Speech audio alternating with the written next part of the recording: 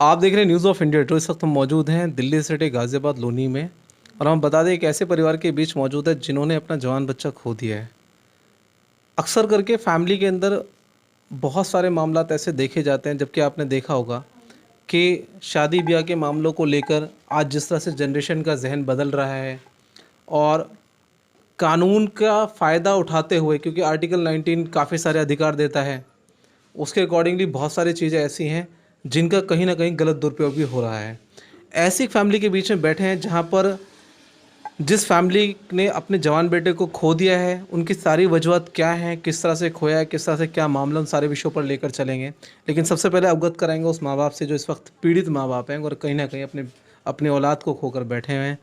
और बहुत दुख का वक्त है, ये घड़ी बहुत गमगीन है, लेकिन इनका समाज इनके साथ खड़ा हुआ है, इनके लोग इनके साथ खड़े हैं और कहीं ना कहीं इंसाफ की बात कर रहे हैं।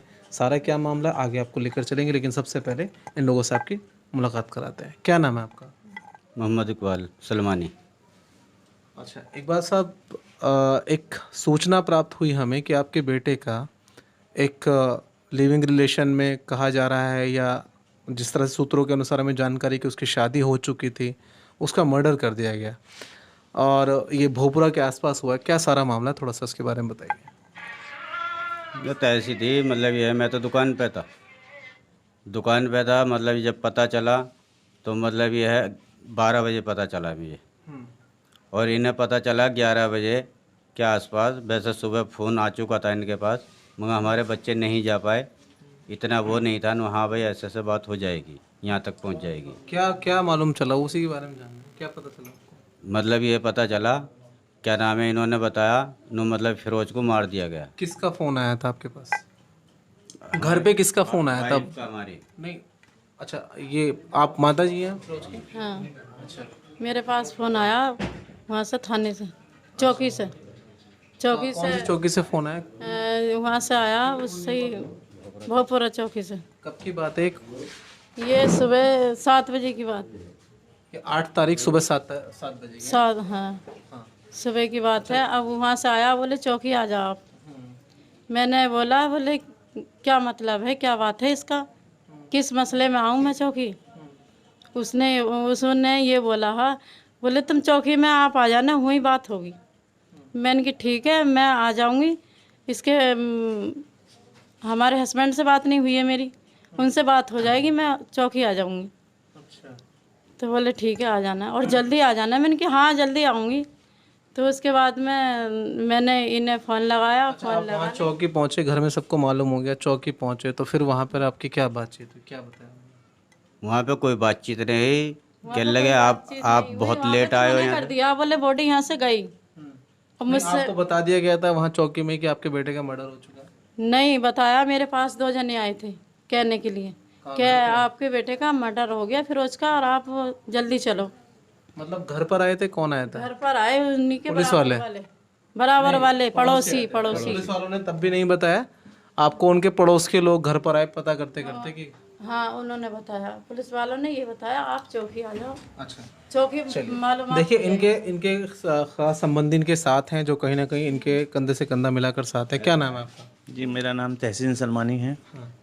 अच्छा तहसीन भाई, ये जब आपको खबर लगी तो बड़ा दुख का है ये मौका, क्योंकि एक जवान बच्चे की, मुझे लग रहा है लगभग 23 साल की उम्र थी उस बच्चे की, शायद ज़्यादा उम्र का नहीं था। तो क्या आपको पता चला, क्या मालूमात हुई? क्या पुलिस ने मैं investigate दिल्ली किया? मजनू के टीले में था। वहाँ मुझे मेरे बहनोई का फ़ोन आया कि बोले फिरोज के साथ ऐसा ऐसा हो गया, आप उस जाके देखिए। जब मैं वहाँ जाके देखा तो उन्होंने, पुलिस वालों ने एक तो गुमराह करने की कोशिश करी, फिर उसके बाद में जब बताया कि भाई आप वहाँ चले जाइए मुर्स घाट में, हिंडन नदी पे। जब मैं वहाँ पहुँचा तो वहाँ जाके पोस्टमार्टम कराया, ताकि, और वो हालात लाश की ऐसी थी कि हम देखने में भी बहुत हालत ख़राब थी। वो 2-3 दिन पहले ही उस लड़के को मर्डर कर चुकी थी। और अच्छा, बस। तो एफआईआर के अंदर क्या उन्होंने दर्ज करा, किसके बिहाफ पर एफआईआर हुई है?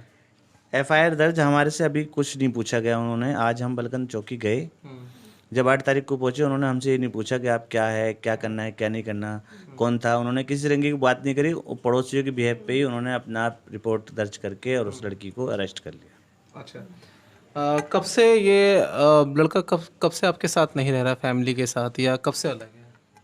वो तो मतलब शादी के बाद से अलग है वो। हाँ। मतलब यह आता जाता रहता था। बुध के दिन भी आया था वो। बुध के दिन आया था, कपड़े उपड़े नहा धो के कपड़े उपड़े पहन के गया था। जा रहा था, कह रहा था क्या नाम है, मैं मुहर्रम देखने के लिए जाऊंगा 7 तारीख को। क्या काम करता लगा?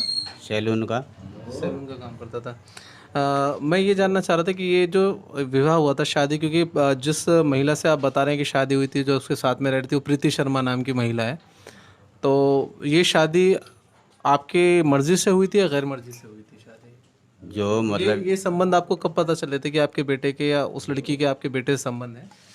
लॉकडाउन से पहले। अच्छा, लॉकडाउन में पता चला था। सूत्रों के अनुसार जानकारी हमारे पास ये भी है कि उस लड़की का वो लड़की क्या, वो तो महिला है, पहले से वो विवाहित थी, ऐसा है कुछ जानकारी है आपको कि वो लड़की पहले से विवाहित थी? दरअसल हमें कोई जानकारी नहीं थी। वो बच्चा को उसने अपनी मोह जाल में फंसा लिया, और जब हमें पता चल पाया तो उससे पहले वो कोर्ट मैरिज कर चुके थे। उन्होंने कहा अगर आप हमसे कुछ करेंगे तो मैं पुलिस में जाके खड़ी हो जाऊंगी। अच्छा, हमने लड़का भी बालिग और मैं भी बालिग हूँ, आप हम पे ज़्यादा प्रेशर न डालें। तो हमने अपना बचाव देखते हुए, अपने दूसरे बच्चों को देखते हुए उनको उनके हाल पे छोड़ दिया फिर।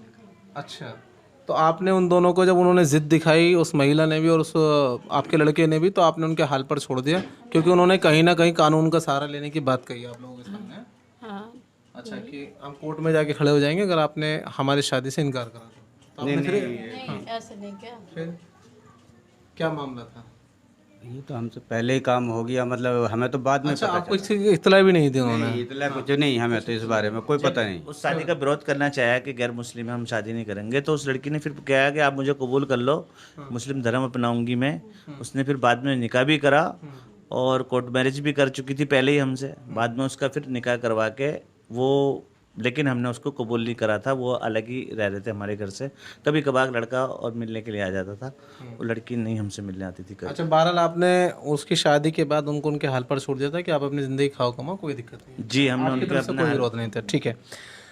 बहरहाल जिस तरह से हमने थोड़ा सा एफआईआर पर नज़र डाली, एफआईआर के अंदर अगर हम पुलिस की माने तो उसकी शुरुआती तफ्तीश में उन्होंने ये पाया है कि लड़के का जो मर्डर किया गया और बाकायदा जो है उसमें पूरी प्री प्लानिंग से जो है उसमें सूटकेस लाया गया, सूटकेस खरीदा, वो सारे एविडेंस कहीं ना कहीं तलाश हो रहे हैं, इन्वेस्टिगेशन जारी है। और उसका लड़की ने जिस तरह से कबूलनामा कराया कि उसको उस तरह वगैरह से ला के उसने पहले उस तरह रखा गया और उससे मर्डर करा।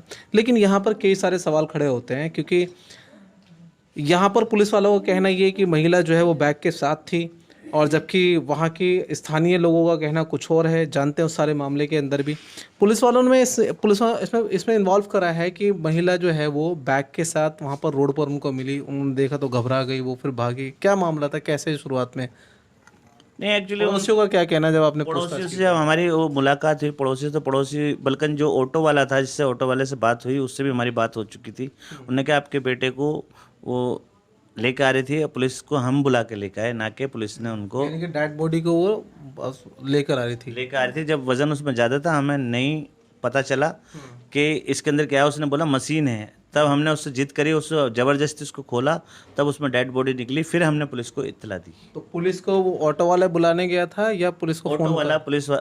ऑटो वाला चौकी गया, पुलिस को वहाँ से बुला कर लेकर आया। ये हम आपको सबसे पहले, क्योंकि देखिए कहीं ना कहीं इसमें आसपास के सीसी कैमरों को खंगालना बहुत बेहद ज़रूरी है, जो कि इन्वेस्टिगेशन का एक अहम पार्ट होता है, और उच्च स्तरीय इन्वेस्टिगेशन होनी बहुत ज़रूरी है, क्योंकि 23 वर्षीय सिर्फ पुरुष था ये लड़का जो था। और हम आपको बता दें कि महिला जिस तरह से उन्होंने एफआईआर दर्ज करी है पुलिस वालों ने, तो उसमें लिखा है कि लिविंग रिलेशन में रहते, लेकिन घर वालों का कहना ये है कि कोर्ट मैरिज भी हो चुकी थी और धार्मिक तरीके से विवाह भी हो चुका था, निकाह भी हो चुका था उन लोगों का, जैसा कि इन लोगों का आरोप है। अब इसमें क्या इन्वेस्टिगेशन होती है, यानी कि जाहिर सी बात है यदि कोर्ट मैरिज हो चुकी थी। अच्छा, ये रीति रिवाजों से पहले निकाह हुआ था या कोर्ट मैरिज पहले हुआ था? सर, पहले कोर्ट मैरिज पहले हुआ था। हमको तो धमकी मिलने के बाद में फिर हमने अपने रीति रिवाजों के साथ ये काम को अंजाम दिया। देखिए, हम आपको बता दें कि दोनों ही चीज़ के लिए कानून ने बाध्य नहीं किया हुआ है। कोई भी बालिग महिला और पुरुष अपने अपने तरीके से शादी कर सकते हैं, कोई किसी भी धर्म के अंदर जा सकता है, यह कानूनी अधिकार है। लेकिन उसी अधिकार का कहीं ना कहीं परिवारों को ताक में रख कर आज बच्चे इस तरह के कदम उठा रहे हैं, जिसके बाद पीछे ये पीड़ित फैमिलियाँ रह जाती हैं, पछताते हुए लोग रह जाते हैं, पछताते हुए आंसू रह जाते हैं। और हमारी लगातार इस तरह की कवरेजेस हिंदुस्तान के कोने कोने तक पहुंचाने का एक अहम मकसद यही होता है कि ताकि हम अपने बच्चों पर कंट्रोल कर सकें, उनको इस तरह से उनको मोटिवेट कर सकें ताकि आगे कोई परिवार इस तरह से पीड़ित ना हो या इस कंडीशन में ना बैठ सके। अब रही बात, जो हमने एक सवाल खड़ा करा था यहाँ पे बीच में, एक सवाल अहम ये भी है कि एक महिला शायद इतना बड़ा अकेले स्टेप्स नहीं ले सकती जैसे कि घर वालों की भी सोच है। क्या कहना है आपका इसमें? ये है, कार्रवाई होनी चाहिए पूरी, और जैसे मेरे बच्चे के साथ में हुआ, इंसाफ होना चाहिए। इंसाफ क्या मिले मेरे क्या आपको लगता है कि ये पूरा मर्डर एक हम इससे महिला तो इत्तेफाक नहीं रखते कि उसमें कोई एक लड़की इस काम को अंजाम दे सकती है। उसमें जो कुछ और लोग इन्वॉल्व हैं, उसको हमारी पुलिस से, प्रशासन से यही ख्वाहिश है कि उन लोगों को भी पकड़ा जाए जो इसमें इन्वॉल्व हैं, और हमारे बच्चों को हमें इंसाफ मिला जाए। सरफराज भाई, जब आपको ये सूचना प्राप्त हुई, कब सूचना प्राप्त हुई थी और किसके माध्यम से हुई? मेरे को जो है ये कल सूचना प्राप्त हुई थी।